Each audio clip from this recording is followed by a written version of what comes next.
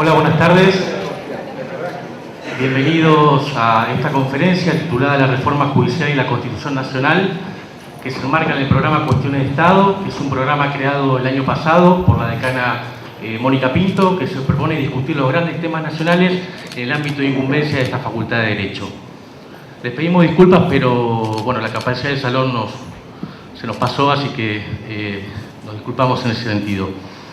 Yo simplemente les quiero leer unos fragmentos de una declaración que emitió el Consejo Directivo de esta facultad la semana pasada, que tiene que ver con los proyectos de reforma del Poder Judicial que envió el Poder Ejecutivo al Congreso Nacional. Declaración del Consejo Directivo de la Facultad de Derecho a raíz de los proyectos sobre reforma judicial ingresados en el Senado de la Nación. A raíz de los proyectos sobre reforma judicial ingresados en el Senado de la Nación, el Consejo Directivo de la Facultad de Derecho de la Universidad de Buenos Aires expresa: la Facultad de Derecho de la Universidad de Buenos Aires, por mandato estatutario, es un espacio en el que se debate sobre las instituciones estatales con miras a garantizar la plena vigencia del Estado de Derecho y los derechos humanos. Afirmamos la necesidad de reflexionar acerca del Poder Judicial y llamamos a la sociedad y a los legisladores a un debate robusto, vigoroso y desinhibido. Por ello, la Facultad se propone como ámbito del debate y convoca los aportes y contribuciones de toda la comunidad académica. Simplemente esto, y cederle la palabra al doctor Marcelo Alegre, que es el secretario de Investigación de la Facultad. Buenas tardes. Antes de darle la palabra a los oradores, quiero leer una breve nota que envió la profesora Susana Cayuso, que no pudo estar presente hoy. A la señora decana de la Facultad de Derecho, doctora Mónica Pinto, me dirijo a usted para agradecerle la invitación a participar en el ciclo Cuestiones de Estado con el fin de tratar los alcances de la reforma judicial propuesta por el Poder Ejecutivo Nacional y la Constitución Nacional, y para felicitarla por la convocatoria. Lamentablemente, razones familiares imprevistas me impiden concurrir. Sin perjuicio de ello, y para poder compartir con todos los participantes el intercambio de opiniones e ideas, quiero manifestar en forma expresa mi preocupación por el tema en debate. Es trascendental defender la vigencia de la Constitución Nacional y, una vez más, proclamar los principios que hacen a la forma republicana de gobierno.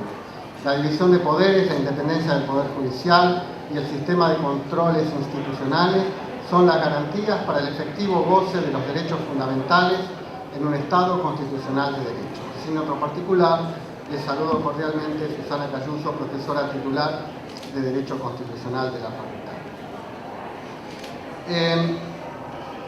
Nuestra idea es que cada uno de los integrantes del panel hable por no más de 5 minutos y luego tomemos 2 o 3 preguntas y luego volvamos al panel para que en 1 o 2 minutos los que quieran puedan responder. Y así vamos a ir siguiendo. Hicimos un sorteo para determinar el orden de las intervenciones y va a comenzar el profesor Daniel Sarsay. Muy buenas noches a todos. Debo decirles que es un inmenso placer encontrarse con una sala colmada como está hoy, y veo la buena decisión de nuestra decana de haber empezado con este tipo de seminarios sobre cuestiones de Estado. El paquete de leyes que ha sido envuelto bajo la denominación de democratización de la justicia tiene particularmente inconstitucionalidades muy graves, a mi entender, en 2 de dichos proyectos. Ellos son la remodelación, si se quiere, del Consejo de la Magistratura y las limitaciones en materia de medidas cautelares contra actos del Estado. Lo que hace a lo primero, se modifica el procedimiento de designación de los representantes de sectores, además de haber aumentado el número, sin tener para nada en cuenta el equilibrio que ya en este momento, aún con la ley de 2006, entendimos que inconstitucionalmente se había sobreabundado en el sector político, que lejos de tener equilibrio tiene 7 miembros sobre 3. Pero yendo al proyecto que está en discusión y que tiene media sanción, combina tanto en la modalidad nueva de designación de los representantes de sectores con la modificación del régimen de mayorías. En cuanto a lo primero, me parece que es fundamental tomar en cuenta que el Consejo de la Magistratura no suple el rol que ya cumple, que cumplían aún antes de la reforma del 94, el Ejecutivo y el Legislativo, en tanto el Ejecutivo es el que designa y el Senado es el que presta acuerdo. Con lo cual, tenemos claramente allí que los actos más importantes son llevados a cabo por quienes son los representantes directos de la soberanía del pueblo. El pretender en contra de lo que tanto el texto como el espíritu del artículo 114, es decir, representantes de magistrados, abogados, sectores técnicos y científicos, no sea una designación que parta de esos sectores que además fueron incluidos con el objetivo discutido tanto cuando se incluyó el tema como en la Convención Constituyente de despartidizar y despolitizar todo lo relacionado con la designación de magistrados y la destitución de los mismos, se transforma en una inconstitucionalidad manifiesta que a su vez, al ser producto del sufragio popular, pero manifestado en la elección general, donde se elige a los ocupantes de los cargos políticos y a través de una boleta, que es la famosa lista sábana, donde encontraremos una sección que bajo el paraguas de un partido político van a estar representados esos representantes, valga la redundancia, es absolutamente la voluntad de someter a la voluntad del Ejecutivo y el oficialismo de turno la captura del Poder Judicial. Si a eso le agregamos la disminución de la mayoría para acusar y de la mayoría para elevar la terna de 2/3 a mayoría absoluta de miembros, el sistema queda completo. Es decir, esta idea que alguna legisladora explicitó, que quien obtiene la mayoría en los órganos políticos, en particular el Ejecutivo, debe dominar los otros dos poderes, que desconoce totalmente la teoría de separación de poderes, que es lo que en todas circunstancias debemos preservar. Y en lo que hace a cautelares, porque no me quiero pasar del tiempo, se elimina, a mi modo de ver, se cercena absolutamente la posibilidad de la interposición de medidas cautelares en el marco, por ejemplo, de un juicio de amparo, que es lo que más frecuentemente ocurre, cuando se trata de actos contra el Estado. Se parte para ello de una filosofía que, a mi modo de ver, desconoce toda la evolución del constitucionalismo. Parte de la suposición de que quien representa al Estado de manera transitoria, porque es el ocupante de un poder político, siempre actúa conforme al interés general, por lo tanto jamás se equivoca. Lo cual es una concepción que nos lleva a la monarquía inglesa. El rey nunca puede hacer daño, el rey nunca se equivoca. Y desconoce que precisamente el gran objetivo del constitucionalismo fue la construcción de un gobierno limitado que no pudiese atacar a través de sus actos los derechos fundamentales listados en la primera parte de la Constitución. En el proyecto, la limitación no es solo del plazo, sino que la limitación viene de una cantidad de directivas totalmente amplias, pero sobre todo respecto de toda actividad de interés general que pudiera afectarse por la cautelar, se transforma en la posibilidad de rechazar la cautelar. Es decir, una violación clarísima al debido proceso, al artículo 18, y por supuesto a los demás artículos de tratados internacionales que complementan ese artículo 18, por ejemplo el 8º del Pacto de San José de Costa Rica o Convención Americana de Derechos Humanos. ¿Por qué? Porque ya no va a haber la posibilidad de acceder a la justicia y de poder lograr una sentencia útil. Se van a transformar en verdaderas declaraciones de buenas finalidades, pero imagínense ustedes que si el Estado no tiene frente a un acto arbitrario la posibilidad de ver detenida su actitud arbitraria a través de una medida cautelar, cuando intervenga la decisión final, eso se va a esfumar. El pensar que luego eso se reemplaza por una suerte de indemnización es desconocer además la situación real de lo que se persigue, es el restablecimiento del derecho, no algo distinto. Pero además es desconocer la situación real de que el Estado no tiene una posibilidad absoluta de pagar absolutamente todo aquello en lo que se equivoca. Tenemos muchas experiencias en las cuales precisamente lo que luego se retorna son prácticamente minucias frente al valor realmente de lo perdido. O sea, que bajo todo punto de vista, y acá paro porque quiero cumplir con el tiempo asignado, me centro en estos dos aspectos porque creo que van aún más lejos, en el caso de cautelares, mucho más lejos de lo que fue la ley 16.986, que en su momento al maestro Morelo lo llevó a decir que era el desamparo del amparo. Esto es mucho más digno de desamparo que aquello. Muchas gracias.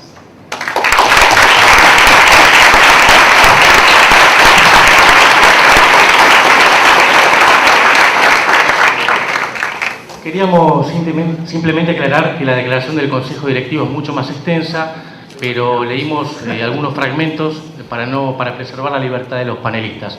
Y también aclararles que la convocatoria de estos profesores fue hecha en el entendimiento que son los profesores regulares titulares de Derecho y Constitución de la Casa. Así que ese es el parámetro más objetivo para invitarlos a participar. Bueno, ahora vamos a escuchar al profesor Juan Sola. Yo antes que nada quería agradecer a la señora decana y al Consejo Directivo de esta facultad haber convocado a esta reunión y me asocio a la felicitación del éxito que tiene, porque transforma la Facultad de Derecho nuevamente en centro de debate de los grandes problemas del país.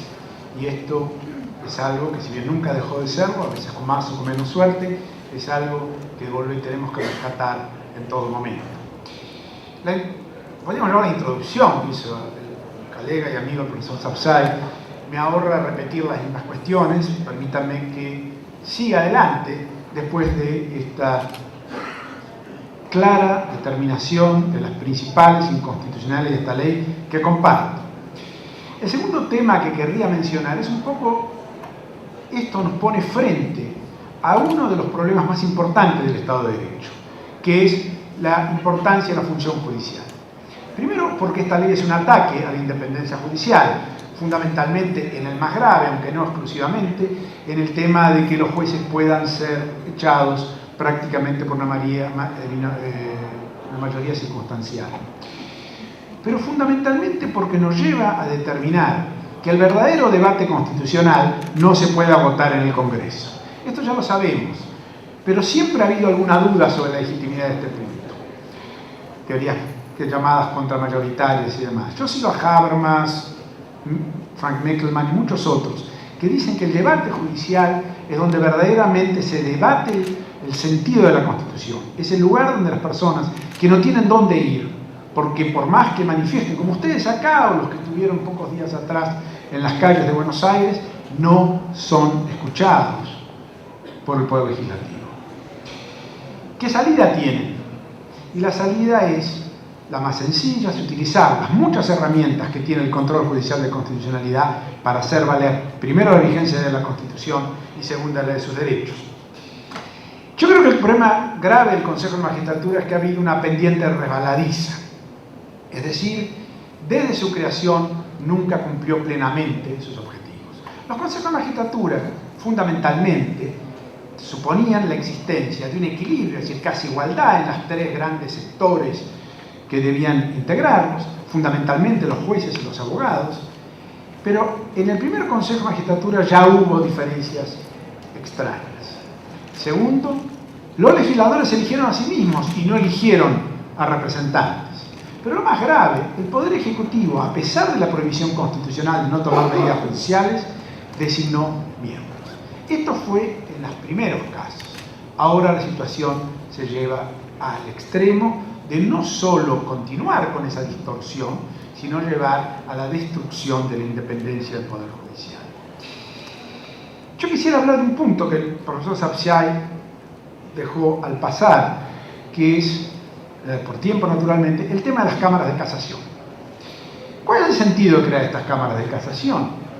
En un sistema que continuó con el sistema norteamericano de primera instancia y cámara de apelaciones. Realmente la primera impresión que tengo es que da la impresión que es una agencia de empleos. Hay muchos jueces amigos que quizás quisieran ascender y que les gustaría hacerlo de la manera más rápida. La segunda Y algo más grave es que me parece que es para postergar, por 5 años, digamos, los juicios del ANSES. Ya sabemos el destino del ANSES, de los fondos del ANSES, el escandaloso destino de los fondos del ANSES. Y sin embargo esto de alguna manera convalida, es decir, lo que ha hecho no este gobierno solamente, varios gobiernos en el pasado, es aumentar los costos de transacción de los jubilados para tener el acceso a la justicia. Ahora, en este caso yo creo que hay que tener una posición jurídica clara. Tenemos que recordar la vieja jurisprudencia de la Corte. La Corte Suprema tradicionalmente consideró que sentencia definitiva era sentencia de Cámara. Es decir, después esto se corrigió para superiores tribunales de provincia, pero creo que podemos volver ahora a la doctrina anterior a Estrada, pero fundamentalmente para este tipo de casos. Y si alguien quiere ir a las cámaras de casación, que lo haga, pero que siempre tenga la posibilidad del camino expedito al recurso extraordinario con sentencia de Cámara. Toda esta doctrina del per saltum y el amicus curiae positivo, y no solo negativo, que ha sacado la nueva ley, cuestionada, pero que tiene efectos también en estos casos, nos indica este punto, es decir, quitarle virtualidad a las cámaras de casación. Finalmente, el tema de las medidas cautelares. El tema de las medidas cautelares, el profesor Arsay lo aclaró, es un punto central porque establece una actitud realmente regalista o monárquica al distinguir al Estado como persona diferente de todos nosotros. El Estado no es diferente de nosotros. En realidad hemos pasado muchos años de evolución del derecho público para indicar la similitud de las personas jurídicas. Pero a esto se suma algo más. Las cámaras contencioso administrativos se crearon para ayudar al ciudadano, no para ponerle limitaciones. Además, la sola expresión de administrado. Nosotros somos ciudadanos, nadie nos tiene que administrar. No hay administración, hay Estado, hay gobierno, que es el agente del principal, que es el votante. Y acá hay una doctrina que no puedo dejar de citar, la del public choice, en la cual dice, el Estado es una entelequia. El Estado está integrado por funcionarios, y los funcionarios tienen intereses. Y muchas veces transforman los fondos públicos en fondos privados. Esta palabra de James Buchanan no se refiere a la corrupción, aunque también la incluye, sino realmente que se hace con los fondos públicos una intención mayor hacia ciertos planes. Por eso yo vuelvo, como decía Germán Vidercampos, a volver en el Poder Judicial. Hay ciertas cuestiones que el Congreso no resuelve bien. Sistemas electorales es un caso, sistemas tributarios es otro caso, y la otra es la organización del Poder Judicial. No son casos que la solución dada por órganos políticos sea la más eficiente. Pero el siguiente paso, y con esto sí termino, y siguiendo lo que enseñaba recién el profesor Sapsay, a lo que acabo de decir, es qué hacer, es utilizar las herramientas judiciales para frenar este sistema de reformas, si es que alguna vez se aprueba. Muchas gracias.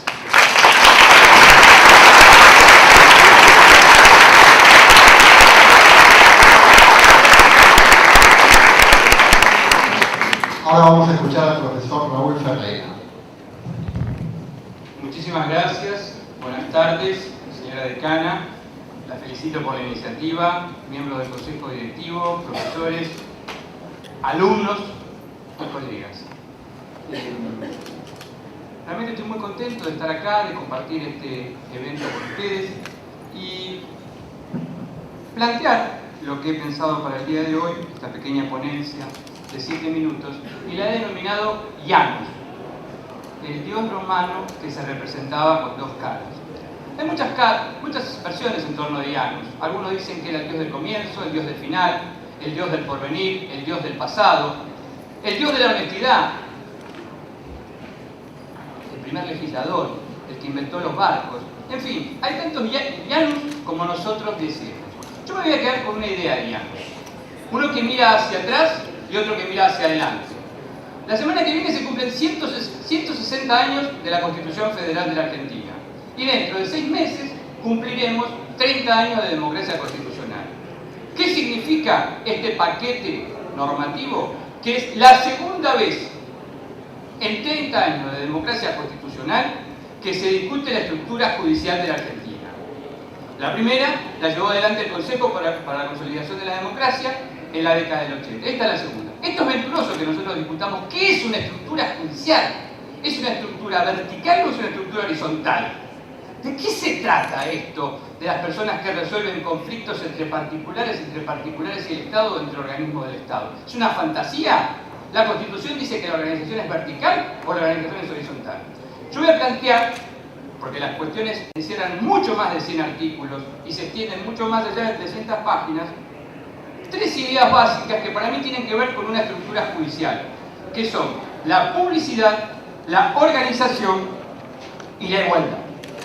Cómo estos paquetes de leyes, mirando para atrás y mirando para adelante, a mi juicio, tienen aspectos positivos y aspectos negativos. Por lo acotado del tiempo, solamente voy a poder dar los títulos. Sin embargo, adelantar que desde el punto de vista filosófico, yo estoy en contra de Platón. No estoy nunca en el reposo. Siempre estoy a favor del cambio. Siempre me toca estar a favor de las reformas. Cuando se quiere reformar, miro y antes de la conservación, prefiero el cambio. Es una actitud ontológica. Entonces yo la planteo abiertamente. Soy ontologista a favor del cambio. Publicidad. 2 medidas claves se toman. A partir de ahora, los jovencitos que están sentados acá no van a necesitar un conocido en tribunales para entrar de meritorio. A partir de ahora es por concurso. Y esos concursos van a ser por mérito. Plausible, adelante, positivo. A partir de ahora no vamos a saber si sutano con mengano dónde tramitaba y cómo tramitaba. Vamos a saber exactamente dónde tramitó o cómo tramitó, y parece que va a haber un diario judicial que nos va a contar además dónde se publicó la sentencia. Increíble para todos nosotros, los viejos como yo, que llevo 30 años de profesión de abogado y que nunca tuve una palanca para entrar en tribunales. Porque hay que decirlo con todas las letras. Para entrar al tribunal de meritorio hay que conocer al juez. Esto se terminó ahora, o se va a terminar si se aprueba esta ley. En materia de publicidad, entonces, parece que es generosa esta ley. En materia de igualdad, también es acceso igualitario, pero es un acceso igualitario que no nos vamos a confundir. Tampoco es la democratización del Poder Judicial, pero tampoco es el apocalipsis. Es un paquete de reformas que estamos discutiendo abiertamente a ver qué sucede con esta nueva reforma, con este nuevo planteo. Bueno, todos van a poder entrar, pero claro, la ley tiene un agujero tremendo, el paquete normativo. A ninguno de los que organizó esto, quizá porque son profesores de esta facultad y no ejercen la profesión de abogado, o quizá porque son jueces, no sé, no hay una sola medida relacionada con el acceso a la jurisdicción. Es un pecado capital de este paquete normativo. No hay una sola. No dice como los pobres, los excluidos, los vulnerados, los que en general son mis clientes, cómo los vamos a favorecer la jurisdicción, cómo los incluimos, quizá a través de la mediación. No hay una sola medida. Pero tampoco, y yo invito a todos acá a la reflexión, como criticamos esta ley, también hablemos en igualdad, estamos todos abiertos. ¿Saben ustedes cuánto tendría que pagar un juez de impuesto a las ganancias? 100.000 pesos por año. Entonces digámoslo de una vez, porque todos los que estamos acá pagamos impuesto a las ganancias. Entonces un juez tiene que pagar 100.000 pesos, no 5.000, 100.000. Entonces aclaremos los términos y digamos, no resuelve el acceso a la jurisdicción, pero tampoco los que están criticando esta ley dicen nada que yo voy a poner la plata de mi bolsillo para sentarme a la mesa en igualdad de condiciones. La organización es buena y es mala. ¿Qué nos vamos a quejar del Consejo de la Magistratura con el hiperpresidencialismo que tenemos? ¿O nos vamos a quejar del mayoritarismo? ¿O todos los que estamos acá de acuerdo estamos de acuerdo con este modelo hiperpresidencial? El Consejo de la Magistratura repite el modelo hiperpresidencial. Más mayoría, señores. Es decir, ¿qué vamos a hacer? ¿La elucubración del 114 si lo prohíbe o no lo prohíbe? Más mayoría. ¿Quieren más mayoría? Bueno, sigamos con este modelo. Alguna vez se me ocurrió a mí y a otro profesor emérito, al maestro Zaffaroni, y dice, bueno, vamos a cambiar otro modelo, pensemos en algo menos concentrado, más dialogado. Bueno, no dio resultado. Más de lo mismo. Y se enojan. ¿Por qué se enojan? Porque ahora el Consejo de la Magistratura va a administrar. ¿Y qué dice el 114?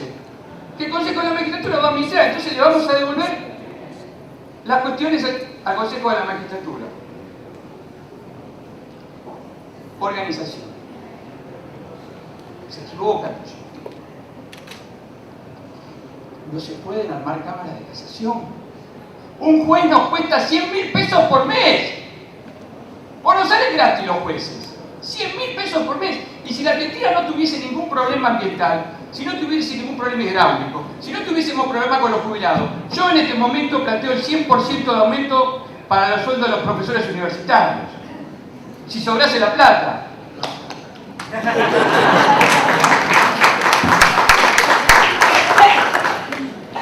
¿Cuánto va a demorar un proceso ahora? Infinito. Los que tenemos experiencia en litigio, el que quiere llegar a la corte va a llegar a la corte.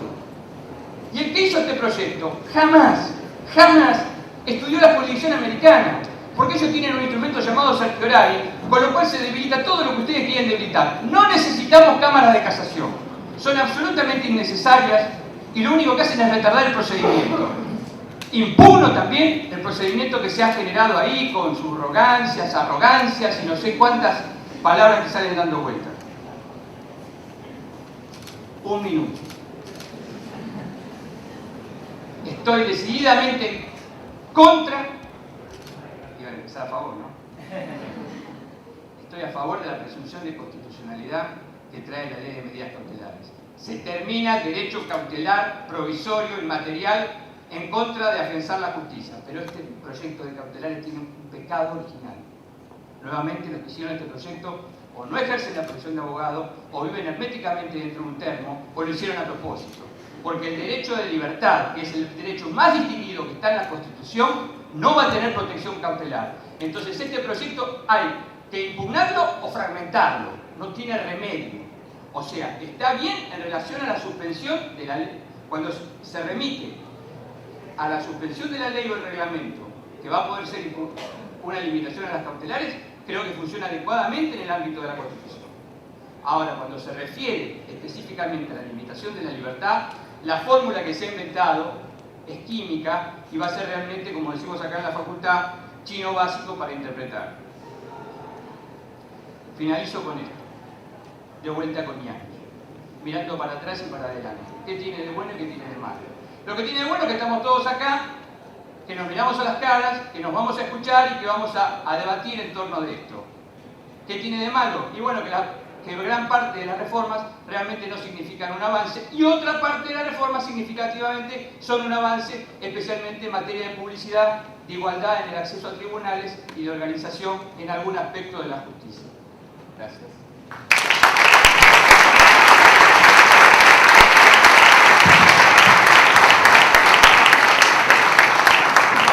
Profesor Roberto Gargarela. Bueno, gracias. También es una alegría la oportunidad que han abierto para estos debates y creo que la presencia de todos ustedes ratifica el valor que todos le damos a la discusión. Quería hacer 3 puntos breves. El primero, vinculado con algo que decía mi colega Raúl, Gustavo, que es relacionado con el acceso. En efecto, es por un lado diría, insultante y además creo que una característica de estos tiempos llevar adelante reformas con títulos asociados a valores que muchísimos de nosotros suscribimos, pero que en la práctica digamos, se orientan en direcciones contrarias a lo que esos valores sugieren. Gustavo señalaba bien digamos, que uno de esos problemas aparece en la cuestión del acceso, en donde no solamente digamos, una reforma que se enuncia bajo la idea de democratización no se preocupa en nada por reducir la formalidad, de reducir digamos, los costos económicos que tiene para los más pobres el acceso a tribunales, contribuir, digamos, ayudar a dar apoyo de todo tipo, ampliar la legitimación, ampliar el standing digamos, para poder acceder a los tribunales. O sea que entonces, en primer lugar, hay una tremenda omisión respecto de la relación de pueblo y justicia, sino que además muchas de las medidas que se toman son perjudiciales para los más vulnerables. Pienso, como decía Daniel, digamos, en el caso de las cautelares, mucho de lo que se hizo, mucho de lo que se reformó, digamos, a partir de la discusión mínima que hubo en el Parlamento y mucho de lo que quedó en pie del proyecto de cautelares atenta, digamos, contra los intereses de los más vulnerables y, por ejemplo, la gente que sale a la calle a protestar, digamos, frente a la cual el Estado podrá seguir accionando. Pero además, digamos, la creación de cámaras de casación a la que se refería Gustavo, no solamente es criticable por una cuestión de costos, yo creo que es sobre todo criticable por una cuestión de principios, y en particular si uno quiere mirar la reforma desde el punto de vista de los más desaventajados, porque lo que hace al poner una nueva instancia es aumentar el poder de extorsión de los más poderosos, de los patrones, en contra de los más débiles. ¿Por qué? Porque para una persona pobre, para un jubilado, es enormemente costoso que le pongan más años, digamos, de litigio, y entonces obviamente que va a optar por cualquier salida miserable que le ofrezcan antes de la extorsión de te sigo apelando y que tenés que seguir esperando 3 años más, 5 años más. O sea que el crear una nueva instancia de este modo genera, digamos, un aumento del poder efectivo de extorsión de los más pobres, de los más ricos sobre los más pobres. El segundo punto, que también, digamos, son 2 puntos adicionales breves, que quería resaltar también a la luz de todo lo que ya se dijo y para no ser repetitivo con lo anterior. El segundo punto es uno que me interesa en particular y que tiene que ver con la cuestión de la virtual ausencia de debate en las instancias donde tiene que darse ese debate. Yo creo que otra vez, digamos, nos hemos ido acostumbrando a la falta de debate legislativo, o algo peor que eso, que es el bloqueo, digamos, el enunciado público de muchas de las principales figuras del gobierno, de que de los proyectos que se van a tratar no se va a modificar una coma, que no es simplemente un canto de sirena o una frase tirada al cielo, sino que es una práctica efectiva que ya se dio, por ejemplo, en la primera reforma que se hizo al Consejo de la Magistratura o en la modificación, digamos, de la ley de superpoderes, o sea, donde desde el gobierno se dijo que no se iba a modificar una coma y luego, digamos, se le dijo a la oposición cuánto tiempo quieren hablar, 5 horas, 10 horas, hablen, griten todo lo que quieren, cuando terminan nos avisan y votamos. Eso, digamos, no solamente es una inmoralidad, sino que es contrario a derecho, digamos, y es contrario a la Constitución. La Constitución está regada de artículos, cito, digamos, el artículo 78, el 83, el inciso 9, el 106, digamos, en donde hace referencia al debate, y para no vaciar el sentido de la Constitución, la idea de debate no es la parodia de debate, y entonces esa parodia de debate que hace el oficialismo en el Congreso es no solamente, insisto, inmoral, sino que es contrario a la Constitución. Entonces ahí hay un problema que es un problema, digamos, constitucional, que es solamente el modo en que se está planteando la cuestión. Y el último punto que hago, y con eso termino, tiene que ver con el control judicial. Yo, a diferencia de Juan, digamos, con el que coincide en mucho de lo que dijo, en casi todo, digamos, tengo una visión muy crítica del control judicial y propongo, digamos, desde siempre una idea muy amplia de cuál es el accionar que tiene la política y muy restringida sobre cuál es el papel que le corresponde de control al Poder Judicial. Sin embargo, y en esto sí coincidimos, en que aun cuando parto de una concepción distinta del control judicial, y esto es algo que finalmente yo creo que merece ser celebrado, que de distintas concepciones podemos llegar al mismo resultado, o sea, aun partiendo de una concepción muy restringida del control judicial, entiendo que lo que sí le corresponde al control judicial, donde sí debe haber toda la luz puesta en el control judicial, es en el control de los procedimientos, de las reglas de juego. O sea que al mismo tiempo que yo diría que la política debe tener un margen amplísimo para cuestiones, digamos, distributivas, por ejemplo, para cuestiones acerca de cómo organizar los recursos económicos, o sea que si el gobierno quiere oscilar entre una política más privatista, menos privatista, más estatista, etc., tiene amplísimo margen de maniobra. Sin embargo, todo lo que haga en relación con las reglas de juego es algo que en principio debe ser mirado con sospecha. Eso no quiere decir que el poder político no puede hacer también reformas sobre las reglas de juego, simplemente que cuando se toca las reglas de juego, eso requiere una atención extraordinaria, lo que, digamos, judicialmente lo llamaríamos, digamos, un escrutinio muy estricto. Esto quiere decir que esas normas, todas esas modificaciones, y en esto tengo una parcial disidencia con lo que decía Gustavo, requieren, digamos, ser analizadas bajo una presunción de invalidez, una presunción de inconstitucionalidad. Una presunción de inconstitucionalidad que el gobierno, digamos, ocupando, digamos, los principales lugares, puede revertir, pero haciendo un esfuerzo argumentativo extraordinario para mostrar qué cosas. Bueno, esto que se llama la existencia de un compelling state interest, la existencia de un interés imprescindible, digamos, una necesidad imperiosa de llevar adelante este cambio, el asegurar que los medios que se escogen son los más apropiados para llegar al fin determinado y que la reforma sea hecha del modo más estricto posible. Esos son los estándares que habitualmente, digamos, se piensa desde la doctrina procedimentalista sobre el control judicial, que es una doctrina que me parece muy valiosa y muy defendible desde un punto de vista democrático, de quienes tenemos una convicción particular de defensa de la deliberación democrática, o sea, amplísimo espacio para la deliberación política democrática, pero las reglas del juego democrático deben ser sujetas al más estricto control. Entonces, en principio, máxima sospecha sobre cualquier intento, digamos, del poder de turno de poner las manos sobre esa regla de juego. ¿Por qué? Y porque está en condiciones excepcionales para hacer lo que menos deseamos todos, que es cambiar las reglas de juego a su propio beneficio. Entonces, por eso es que se requiere, digamos, del control judicial un rol, digamos, mucho más pasivo en la mayoría de las cuestiones y un rol hiperactivo aquí. Ahora, insisto, y con esto termino, digamos, uno podría decir, bueno, el control judicial debe ser muy estricto, pero finalmente le puede dar luz verde al poder político si, por ejemplo, para tomar una cuestión que nos interesa tanto a Gustavo como a mí, digamos, dice, vamos a cambiar las reglas de juego para hacerlo más abierto a todos, para rebajar el sistema presidencialista, para dar más ingreso a las voces que no se escuchan habitualmente. Ese es el tipo de reformas que uno puede decir, si consiguen un acuerdo amplio, si lo que hacen es ampliar las voces, si de ningún modo esto puede ser visto como una manera de que el poder de turno lo que hace es reforzar su propia situación en el juego, esa es una reforma que el Poder Judicial tiene todo el derecho de decir luz verde, digamos, aquí no está en juego, digamos, no se ponen en riesgo las reglas de juego para el futuro. El tipo de reformas que hoy en cambio se proponen son, en este sentido, completamente, digamos, no atractivas o digamos, criticables. ¿Por qué? Porque lo que hacen es poner al jugador dominante en una situación todavía más dominante. Entonces, en ese sentido, digamos, aún desde una visión de control judicial muy estricta, aún desde una defensa de un rol amplísimo para la política de la deliberación democrática, creo que hay razones muy fuertes para impugnar la reforma. Y en lo particular, el honor de compartir este panel con mis distinguidos colegas profesores de Derecho Constitucional. Yo soy juez, por lo tanto, cuando la decana me invitó a participar de este debate, lo primero que pensé es que a lo mejor sobre algunas cosas tengo que tener la precaución de no adelantar opinión para no caer en posibles prejuzgamientos de temas en los que eventualmente tenga que opinar.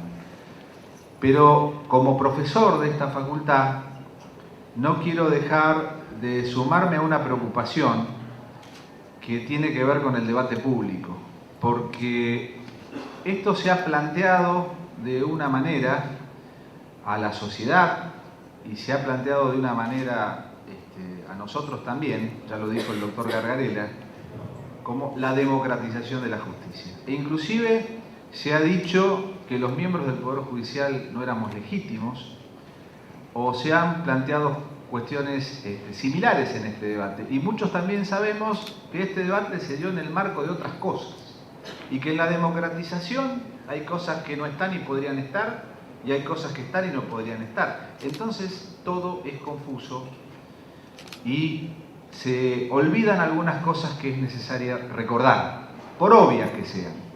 John Stuart Mill, un filósofo inglés, al que le gusta citar a Gargarella, a Alegre y también a Martín Farrell, decía que la democracia es un sistema para que las mayorías gobiernen, pero no un sistema para que las mayorías a las minorías le digan cómo tienen que vivir o cómo tienen que pensar.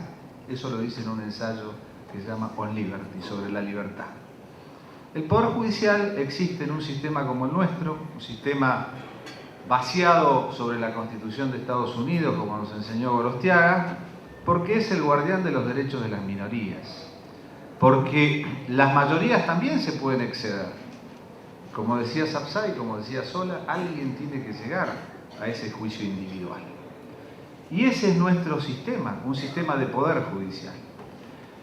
Cuando se incorporaron reformas, sobre todo en el 94, se tomaron otros modelos, algunos de origen europeo, de administración de justicia o de servicio de justicia, donde el Poder Judicial tiene otra concepción.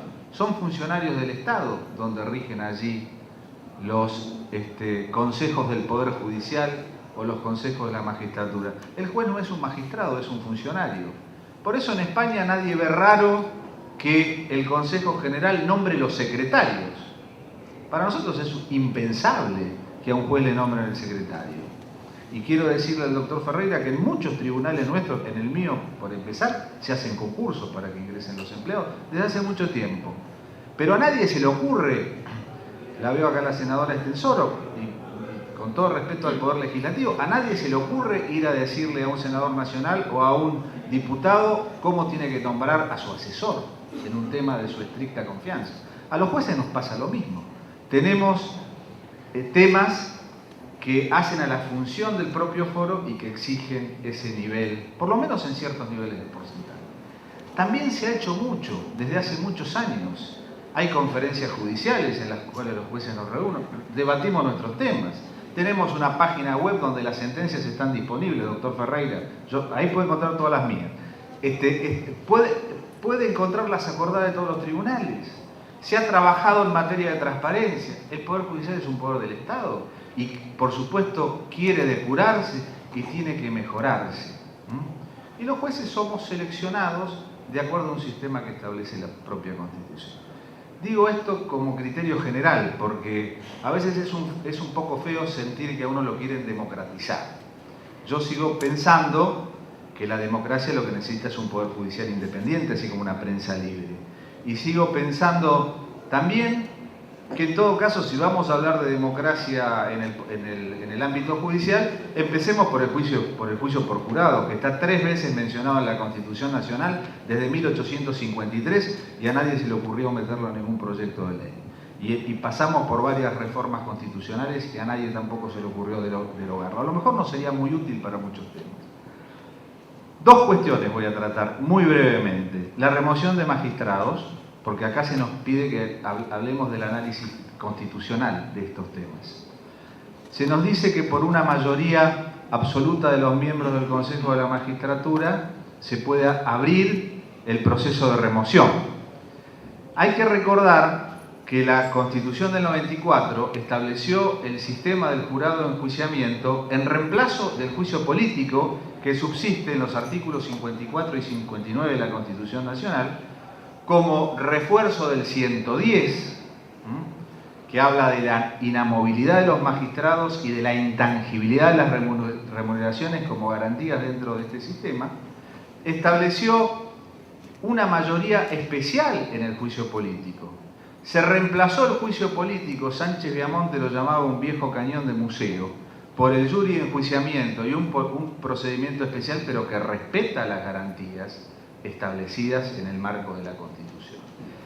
El propio proyecto enviado por el Poder Ejecutivo para remover a un miembro del Consejo de la Magistratura, lo dice el artículo 6º, inciso 19, requiere las 3/4 partes de los miembros. Para remover a un miembro, a un juez se le puede iniciar un proceso de acuerdo a estos proyectos con mayoría absoluta de los miembros. Así se inicia el procedimiento. Fíjense la contradicción con lo que implica un sistema de designación de jueces. Hay que pasar por un concurso de antecedentes, de oposición, complejo, los que han estado cerca alguna vez. Hay que tener acuerdo del Senado, hay que tener un decreto del presidente de la Nación y luego se pretende ahora un sistema de remoción que no parece adecuarse a las garantías de inamovilidad que establece la Constitución Nacional. Segundo punto, y con esto termino en aras a la brevedad, tiene que ver con las competencias de la Corte como cabeza del Poder Judicial. La Corte es suprema. La Constitución 2 veces utiliza la palabra supremo. Uno cuando habla del Poder Ejecutivo, que es el jefe supremo de la Nación, porque Urquiza era el supremo entrerriano. Y después de la Corte, que también es suprema, 2 veces utiliza la palabra. Ser supremo significa, en castellano, no tener a nadie por encima de uno. Por lo tanto, el Consejo de la Magistratura, establecido en el 114 de la Constitución Nacional, es un órgano del Poder Judicial, pero la Corte Suprema. Entonces, cuando estamos hablando de oficinas presupuestarias, de oficinas de designación de empleados, tenemos problemas de subrogancia en el Poder Judicial, tenemos enorme cantidad de problemas muy difíciles de resolver. Cuando estamos pensando en trasladarlos a un órgano deliberativo complejo, tenemos que tener en cuenta que la Corte tiene la potestad, en mi interpretación, de acuerdo a la Constitución, de mantener esas competencias, porque por arriba del Consejo está la Corte. Para finalizar, quiero discrepar en un punto, como esto es un debate, en un punto con lo dicho por Gustavo Ferreira, por supuesto respetando su posición, pero yo no puedo estar en contra de Platón. Cada vez que leo La República o leo los debates de Glaucón sobre la justicia, la verdad, tengo 56 años, pero siempre me emociono porque vuelvo a lo que significa la base de este sistema. Así como la democracia es un sistema de creencias, es muy difícil pensar en un sistema republicano sin un poder independiente. Y Platón decía que la justicia al final es lejana, difícil de llegar, pero que es más hermosa que la estrella polar que guía a los navegantes. Muchas gracias.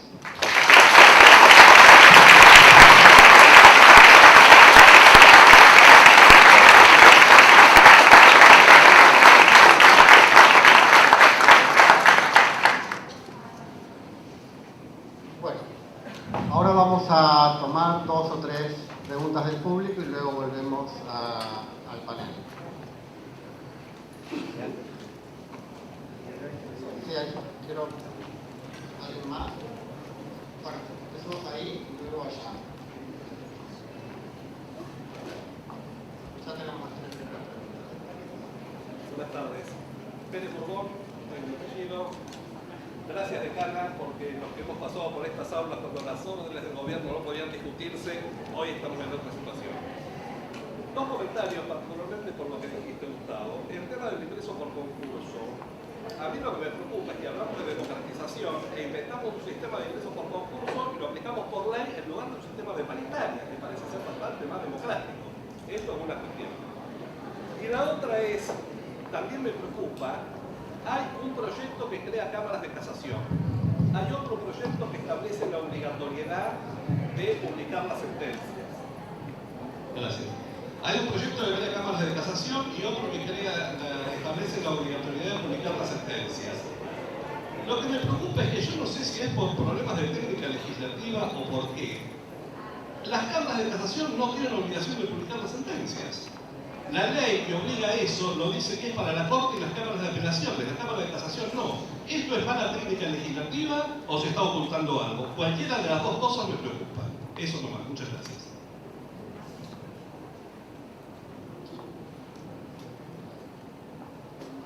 ¿Hay otra pregunta por ahí? Bueno.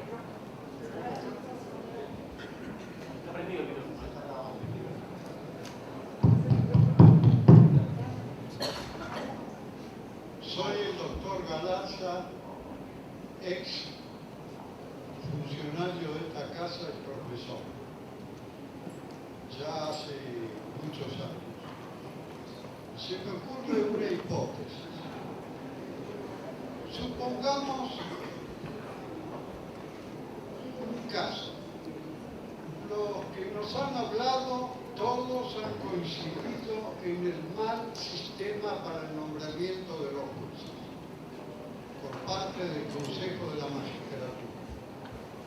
Vamos a suponer que hay unanimidad en los que están en contra de estos procesos, de este proceso particular de designación de los jueces, y quieren proponer un grupo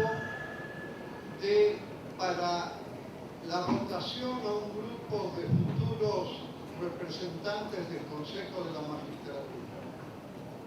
¿Qué se puede hacer si en las primarias no pueden funcionar los partidos políticos con candidatos?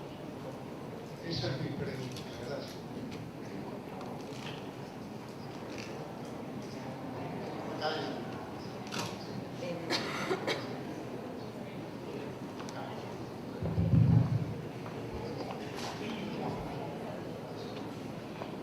Buenas noches.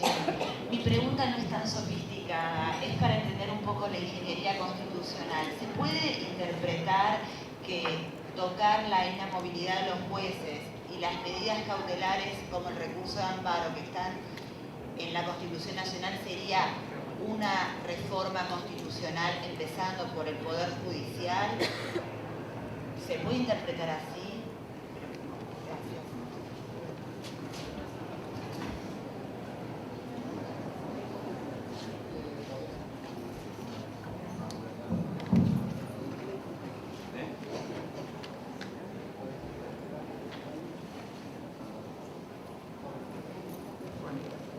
Bien. Muchas gracias. No, voy a referirme a insistir con dos comentarios que estuvieron dando acá vuelta en la mesa. Uno es en relación a mi querido amigo Alberto, que seguramente debe estar en lo cierto porque tiene mayor edad que yo, pero en relación a Platón, la mención que hice fue exclusivamente relacionado al cambio al reposo, no fue una crítica general a Platón, jamás se me ocurrió una cosa, que entre el cambio y el reposo estoy a favor del cambio, punto, cambio y afuera. Y en relación a mi querido amigo Roberto, que sí es más joven, yo creo que no hay otra manera de armar un Estado de Derecho si no es a partir de la presunción de constitucionalidad de la producción estatal. Ahora, yo también disiento con Roberto, porque voy más allá. Yo tengo mis dudas aún sobre el control judicial de constitucionalidad. Realmente si es la única herramienta. Y no estoy hablando realmente del sexo de los ángeles, porque hay países tales como Canadá, que no son tan desarrollados como la Argentina, ni en el capital humano, ni en el estado de bienestar, que por ejemplo tienen un sistema donde las leyes son protegidas y no pueden ser declaradas inconstitucionales. Y hay otros países en el mundo, no tan desarrollados como la Argentina, por ejemplo Holanda, Nueva Zelanda, o Finlandia, que no son tan desarrollados, que no tienen este caso, y que tampoco tienen un control judicial de constitucionalidad. Alberto, la Constitución tiene 12.507 palabras, no podemos analizar palabra por palabra. Pero que la Corte sea suprema no quiere decir que es soberana, porque en el 33, en el primero y en el 1 viene la soberanía del pueblo. Entonces, creo que tenemos que distinguir también entre supremacía y soberanía. Evidentemente, la Corte es suprema, y si Alberto lo dice, debe ser 2 veces. Pero la soberanía sigue siendo de cada uno de los ciudadanos que integramos el pueblo. Un comentario mínimo. Canadá lo que tiene es un sistema que permite al Poder Legislativo insistir. Entonces, yo creo que es compatible hacer una crítica radical al control judicial y al mismo tiempo rechazar la última palabra en manos de la justicia. Ahora bien, para quienes habitualmente hemos hecho la crítica en contra de la última palabra en manos de los jueces, y en esto no es una respuesta a vos, sino un punto teórico general, lo que nos interesa es ver cómo la ciudadanía se puede involucrar más directamente en la discusión constitucional. El riesgo es que se quiera reemplazar eso con la partidización de la respuesta sobre qué es lo que dice la Constitución, dejárselo en manos de un partido. Entonces, otra vez, la partidización de la justicia, la politización de la justicia no es un modo de democratizar la justicia, sino es un modo de negarla. Entendemos por democratización un mayor acceso de los ciudadanos a la justicia y un mayor involucramiento ciudadano en el debate constitucional.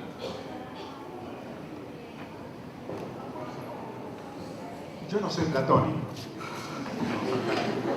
Creo que Platón... después de haber leído mucho, Platón enamora, ¿no? Platón enamora. Además, claro, ese es el problema de escribir bien. Pero es uno de los enemigos de la sociedad abierta, para citar algún autor ya conocido. Como no soy platónico, creo que la Constitución no es un conjunto de valores, sino es un proceso. La Constitución como proceso. Con el doctor Gagarela leemos los mismos autores, pero creo que distintos libros.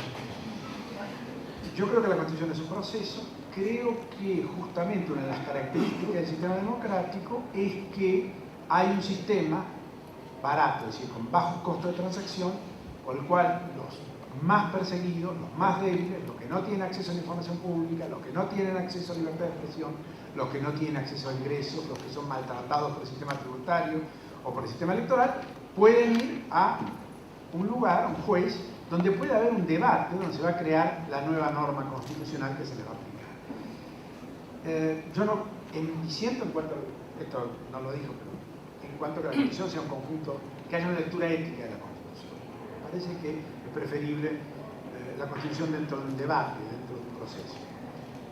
Pero en lo que sí coincido totalmente es que una sociedad es más democrática cuando el acceso al control de constitucionalidad es más grande, donde los que tienen menos acceso a abogados, los que se les niega la posibilidad de debatir las normas, lo pueden hacer en algún lugar, generalmente con una legitimación activa amplia y con un proceso judicial donde el debate se abre.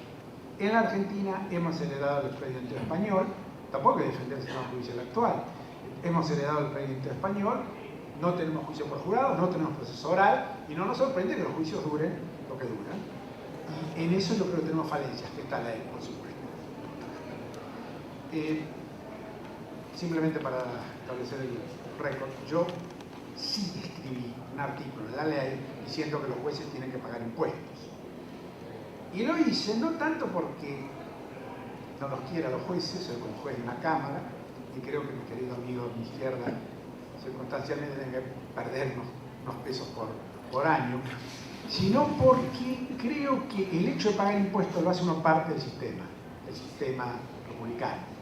Y entender lo que es pagar un impuesto, lo que es verse privado de sus ingresos, lo hace valorar el aparato estatal, o mejor dicho, entender sus falencias. Y esto es algo que me parece importante para sus decisiones, más que por otro tema.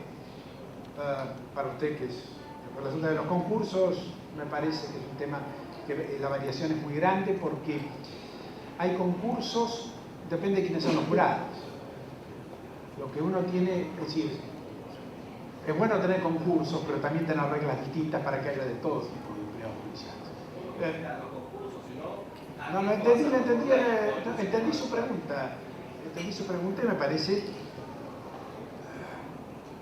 La paritaria también hay que ver quién me representa como empleado, pero eso es un tema más general. Sí, en realidad cada decisión judicial importante es como una reforma de la Constitución. Y puedo decir algo muy polémico, yo creo que también está escrito, así que no importa. Yo creo que las reformas constitucionales por convención constituyente han sido muchas veces inconsecuentes. En cambio, las grandes decisiones de nuestro sistema jurídico se toman por decisión judicial. Pero esto reconozco que no tiene por qué compartir. Muchas gracias. Bueno, yo voy a responder a las dos últimas preguntas. La primera, la relacionada con la pertenencia a partidos políticos. Estoy de acuerdo que tanto el Código Electoral actual como la Ley de Partidos Políticos prohíben la posibilidad de que los jueces integren un partido, que adhieran a un partido político. La Ley Electoral, perdón. Por lo tanto, acá se va a presentar un problema si realmente la ley posterior deroga la ley anterior, pero sobre todo creo que de todos modos lo que hay que tener en cuenta fue el objetivo por el cual se introdujo el Consejo de la Magistratura, y esto rompe totalmente lo que se quería, que era la despolitización y la despartidización, que había tornado prácticamente en nulo el control de los pliegos para el acuerdo, y así también el modo absolutamente de conveniencia para quienes se iniciaba juicio político, que fueron mínimos además en la historia los juicios políticos contra jueces. No hablemos del resto, el resto no hubo nunca. Así que evidentemente el impeachment famoso es una institución que habría que estudiarla. Pero que no hay duda que el hecho de que sean quienes pertenecen a partidos políticos quienes llevan a cabo no ha sido para nada algo positivo. Y en cuanto a la segunda pregunta, la relacionada con una eventual reforma de la Constitución, completo lo que dijo el doctor Sola. Evidentemente, toda decisión inferior a la Constitución que quiebra la Constitución es como un ejercicio de un poder constituyente derivado, pero no conforme al sistema establecido en el artículo 30 para que el mismo sea ejercitado.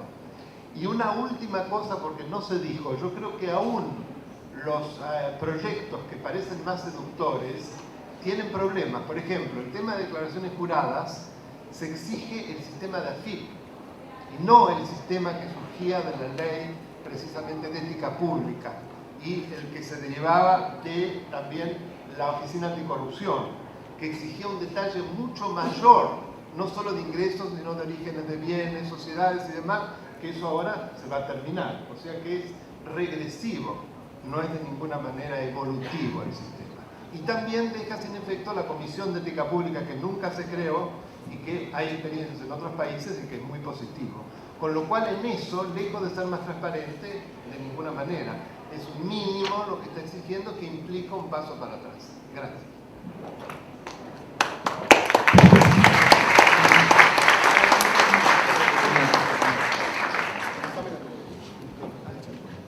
Bueno, yo no quiero dar la sensación de que insisto en el debate con el doctor Ferreira, porque va a parecer que me afectó de que me trate de hombre mayor. Situación que comparto con el doctor Sola y el doctor Sapsay, por supuesto.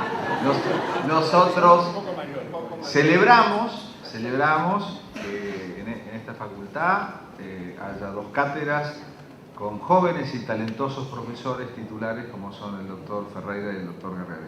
Yo personalmente lo celebro mucho. Pero quiero aclarar algo, no tanto para insistir con un debate con Gustavo, porque nosotros discutimos mucho, pero no nos peleamos en realidad, sino porque creo que hay muchos alumnos y me parece que hay un deber también pedagógico en el debate. Creo que él lo sobreentiende, pero yo me veo obligado a insistir. Cuando yo hablo de que la Corte Suprema, no estoy diciendo que la Corte sea soberana, por supuesto. Y por supuesto que el soberano es el pueblo, y el artículo 33 habla del principio de la soberanía del pueblo, sino que dentro de cada poder del Estado hay un orden de jerarquías.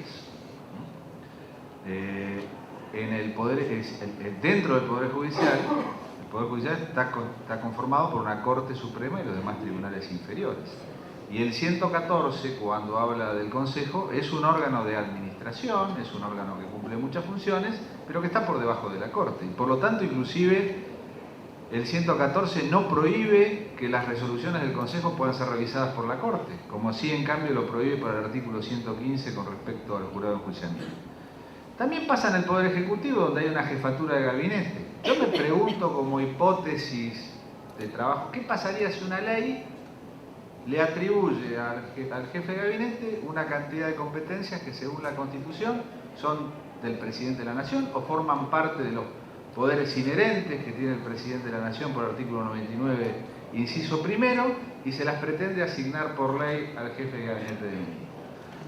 Lo que yo estoy diciendo es que en muchos aspectos se pretende asignar, sobre debates que ya se dieron en su momento, sobre competencias que la Corte asignó, a un órgano inferior a la Corte, ciertas competencias que por lo tanto están afectando la independencia del Poder Judicial como poder. Esto es lo que yo quiero decir y lo quiero dejar bien aclarado porque, entre otras cosas, presido la Cámara Electoral y lo que menos quiero es que ustedes piensen que no tengo claro cuál es el principio de soberanía del pueblo. Muchas gracias.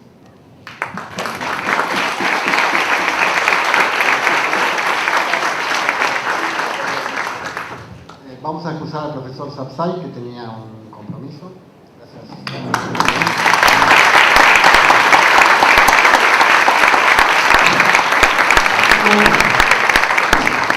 Vamos a tomar un par de preguntas más. A ver, aquí.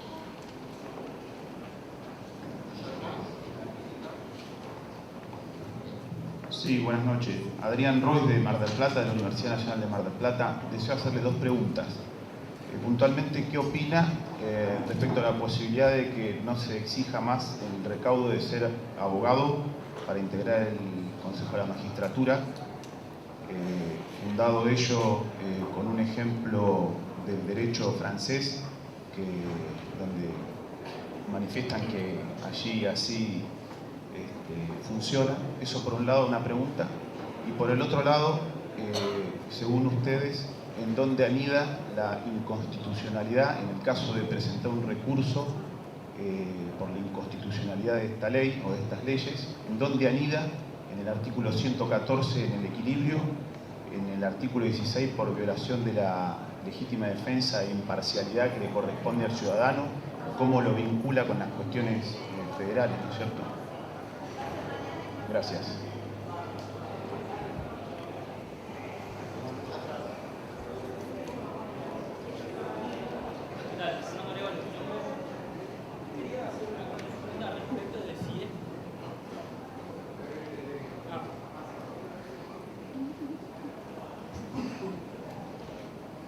Hola, ¿qué tal?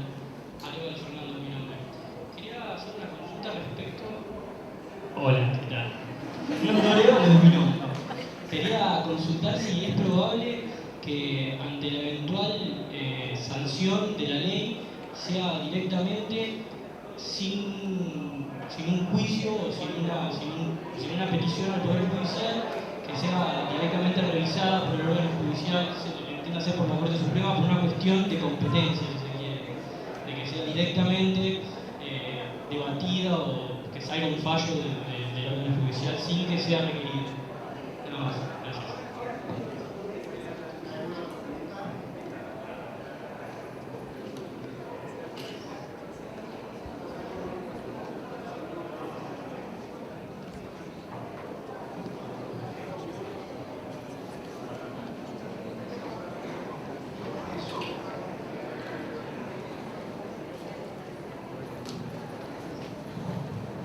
Bueno, con respecto a la composición del Consejo, el artículo 114 no especifica de qué sectores tienen que ser los miembros del sector académico y científico. En esto nosotros estamos opinando como constitucionalistas de aquellas cuestiones que chocan contra el texto de la Constitución. Yo en esto de decir que no lo dice. Sin embargo,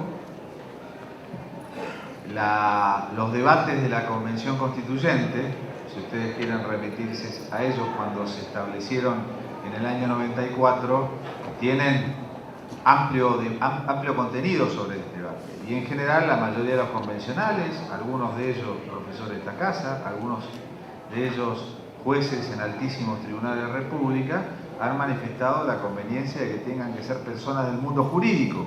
Por una razón, porque hay que tratar de conocer siempre el lugar de donde se viene, donde se trata. Pero en esto de ser honesto, no encuentro en la letra de la Constitución nada que específicamente diga que tengan que ser abogados. Pero si uno toma, en este caso, el debate del constituyente no es fuente de interpretación. Cuando uno trata de interpretar una ley, siempre se dice que cuando la ley es oscura hay que ver la intención del legislador. No pasa lo mismo con la Convención Constituyente, porque la Constitución primero hay que interpretarla con las leyes que la reglamentan, hay que interpretarla con los fallos de los jueces, hay que interpretarla con las normas. Pero tenemos ese dato histórico donde el convencional constituyente en general tendió a interpretar, cuando se creó el Consejo, que porque se creaba un órgano para mejorar la calidad del Poder Judicial. Estábamos en un momento donde hubo muchos escándalos, jueces, hasta hubo casos de jueces que no tenían título, o de alguna jueza que tenía a su madre en una habitación de al lado dictándole la sentencia. Entonces se buscó mejorar la calidad del Poder Judicial y en general se coincidía en que los académicos fueran de derecho y el mundo científico estuviera cerca de la materia que se trata. Con respecto a las declaraciones o a los eventuales juicios de inconstitucionalidad que puedan sobrevenir, bueno, sí creo que podrían ser materia de distintos fueros o tribunales según los casos. Creo que cabría una posibilidad de un pronunciamiento de la Corte por varias vías. Primero, porque se agoten los pronunciamientos de otros tribunales o por algún planteo directo.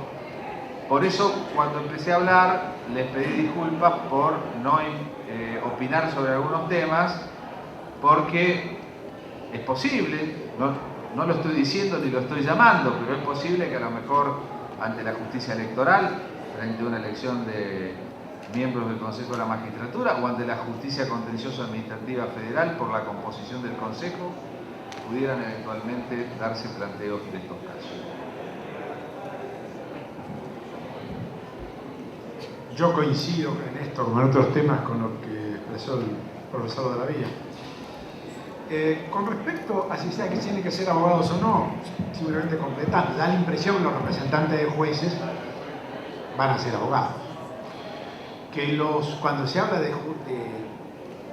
académicos, uno imagina académicos del sector del derecho, porque está refiriéndose a un tema muy específico como es la integración del Poder Judicial. Pero los representantes de los legisladores, como es en Europa, o los legisladores mismos, como es acá, pueden ser de cualquier función.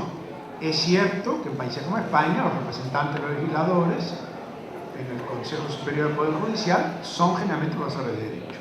La situación de Francia. La situación de Francia más conocida es en el Consejo de Estado. El Consejo de Estado, que es el Superior Tribunal Contencioso Administrativo, Francia no tiene realmente un sistema de control de constitucionalidad como, salvo hasta hace 2 o 3 años que se cambió las normas constitucionales y se permite acceder al Consejo Constitucional. Pero el Consejo de Estado, que era el Consejo Superior de Contencioso Administrativo, estaba integrado por gente que no son,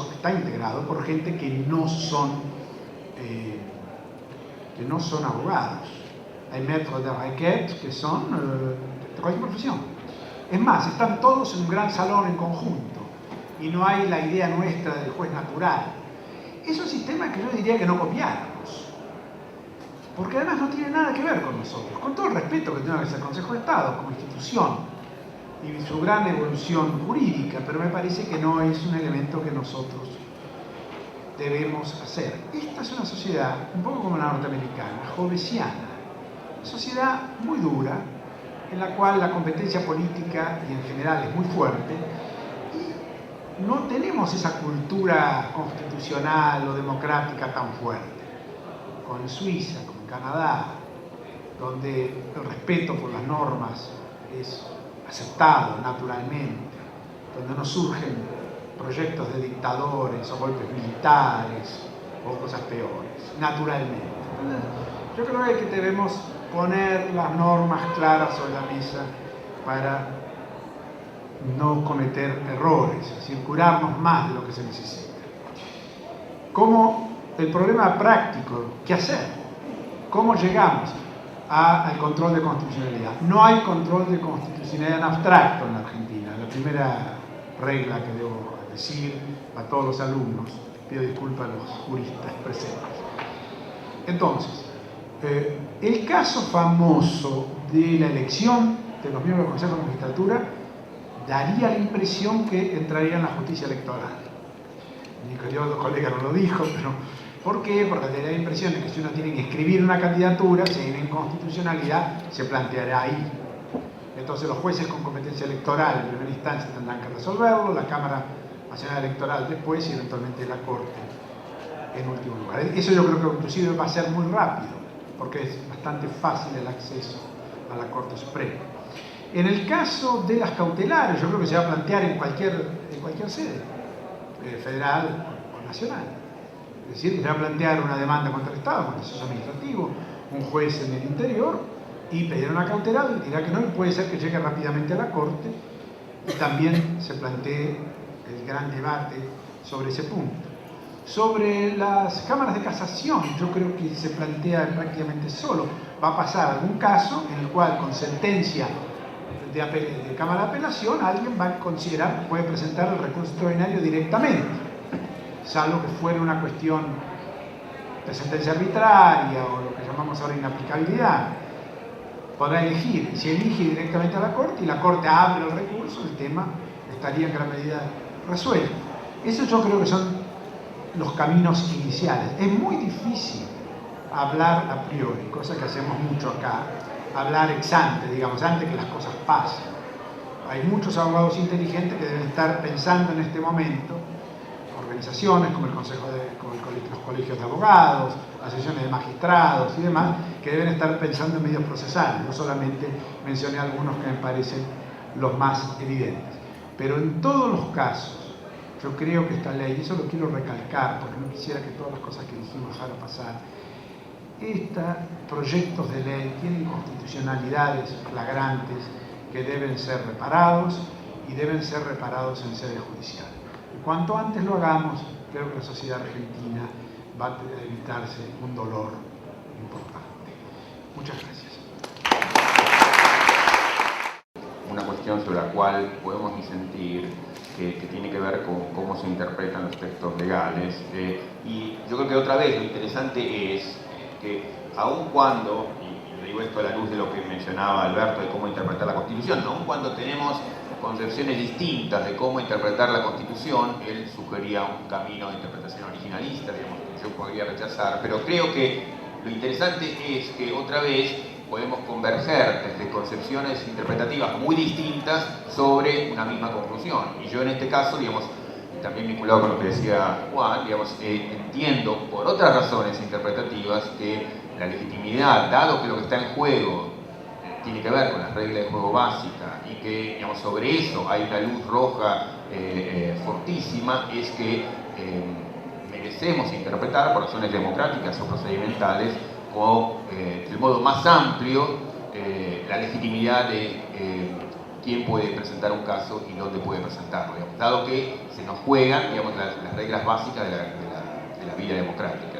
El otro punto, digamos, que me saca un poco de tema, pero ya que va a cerrar Gustavo, quería también hacerle una pregunta sobre el modo en que pensaba el cambio. Digamos, yo entiendo que lo que él había presentado en buena medida es una provocación, pero me interesaría que, aunque sea en ese 30 segundos, dijera algo más al respecto. Digamos, sabemos que muchas cuestiones muy fundamentales relacionadas con derechos, no todo cambio es celebrable, digamos, en materia de garantías o de protesta, digamos, la aparición de la ley antiterrorista, obviamente que, digamos, es un cambio, pero es un cambio inaceptable, digamos, aunque vayamos a discutir sobre eso. Entonces, ¿en qué sentido, porque estamos como principio general a favor del cambio, celebramos la aparición de un proyecto de reforma? No, uno puede estar a favor del cambio, pero porque está a favor de cierto cambio, no de cualquier cambio, rechaza ciertos proyectos de reforma.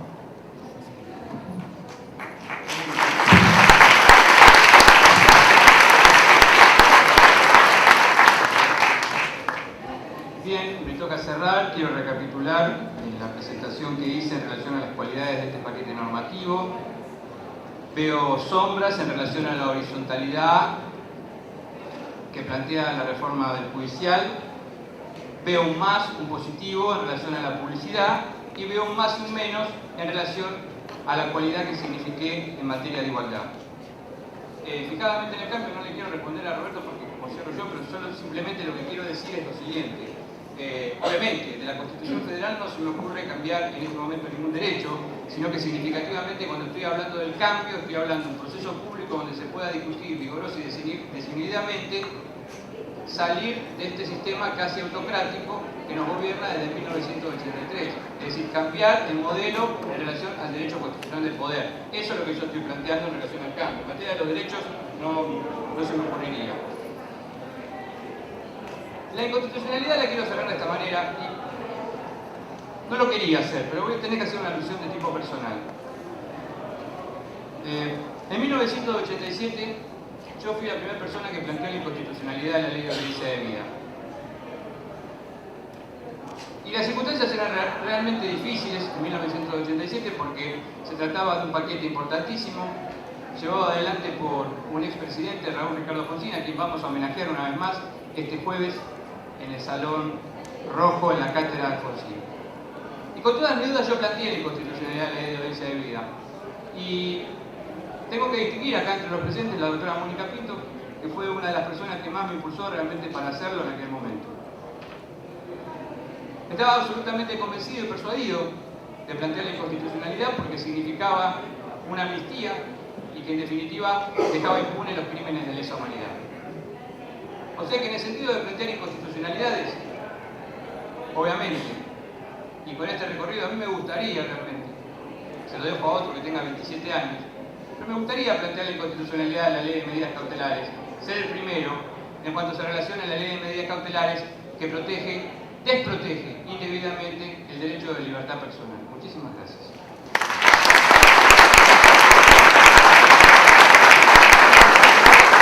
Bueno, antes de concluir este encuentro, nos pareció buena idea que Leandro Martínez nos lea la breve declaración aprobada por amplísima mayoría por el Consejo Directivo de la Facultad la semana pasada. Y cuando eso termine, habremos terminado el encuentro.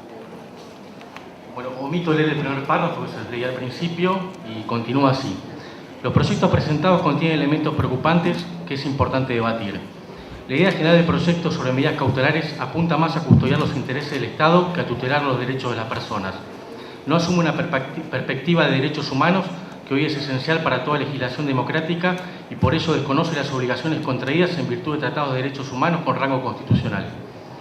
En caso de conflicto entre los derechos humanos y razones basadas en el interés general o el bien común, la perspectiva de derechos humanos afirma la preeminencia de los derechos, también lo hace la Constitución Nacional. El proyecto asume la visión contraria, que no es novedosa, hace prevalecer el llamado interés general, que usualmente coincide con los intereses del partido de gobierno.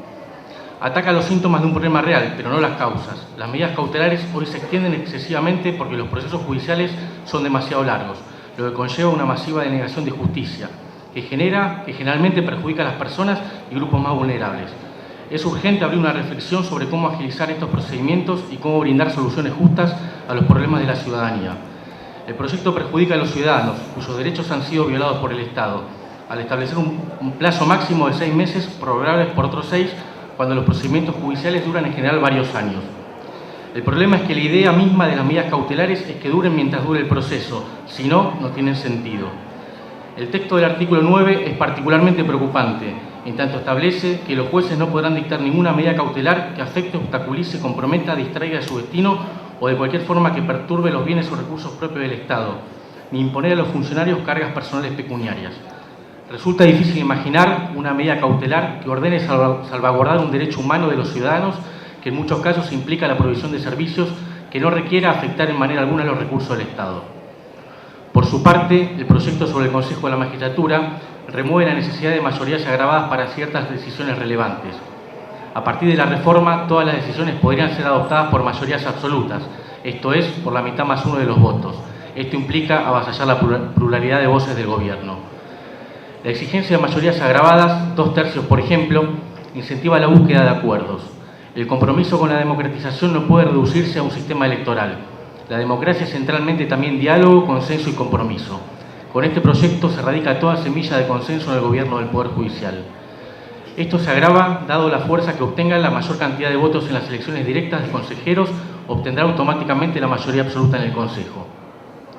El artículo 114 de la Constitución Nacional es susceptible de interpretación, sin embargo, tal interpretación encuentra límites que no incluyen una reforma constitucional por esta vía. El establecimiento de nuevas cámaras de casación extiende los procedimientos judiciales, dificultando el acceso de justicia de los ciudadanos. Esto resulta contradictorio con los fundamentos expuestos en el proyecto sobre medidas cautelares, donde se observa que los procedimientos duran demasiado. Igualmente, contradictorio con el afán de asegurar un amplio acceso a asuntos y sujetos a la justicia y una tutela oportuna de los derechos de las personas, es la distracción de recursos indispensables para satisfacer necesidades largamente conocidas y reiteradamente expresadas de creación de más unidades que aseguren inmediatez del juez y las partes y celeridad en las resoluciones. Nuestro conocimiento sobre la organización y las estructuras judiciales promueve formas horizontales que solo diferencian los roles que resultan de la satisfacción de la garantía de doble instancia plena. Advertimos con preocupación la creación de nuevas instancias que facilitan la injerencia de otros poderes sobre las decisiones de aquellos que circunstancialmente quedan sometidos a su arbitrio durante la tramitación de sus concursos. Por ello, la Facultad se propone como ámbito del debate y convoca los aportes y contribuciones de toda la comunidad académica. Esta es la totalidad de la declaración del Consejo Directivo. Le agradecemos a los profesores titulares regulares de esta facultad por estar aquí presentes y haber debatido del modo que lo hicieron. Y le agradecemos a todos ustedes por asistir a esta jornada y comprometerse e interesarse por este tema que es tan relevante. Muchas gracias.